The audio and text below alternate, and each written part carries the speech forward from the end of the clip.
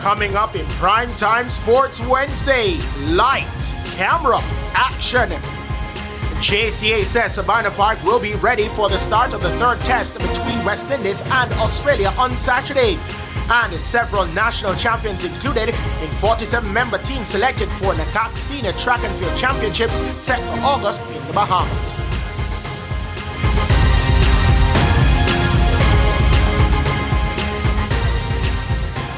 Good evening. I am Jermaine Brown, and the details of these and more when we return.